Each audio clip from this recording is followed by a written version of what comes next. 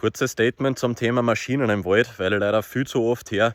Das ist ja Wahnsinn, ihr mit euren großen Maschinen fahrt da durch den Wald und ruiniert die ganze Natur. Ja, Maschinen können große Schäden in der Natur anrichten, wenn man es lässt. Wenn ich aber zum richtigen Zeitpunkt reinfahre, nämlich wenn es trocken ist oder gefroren ist, dann schaut das so aus. Dann sieht man da minimale Fahrspuren.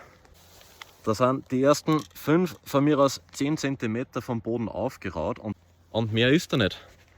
Drunter sind vielleicht die ersten 30 cm verdichtet, aber mehr auch schon nicht, weil der Boden einfach so trocken ist und dementsprechend so hart, dass er den Druck nach unten gar nicht abgeben kann, irgendwo seitlich in der Wurzelleife rein.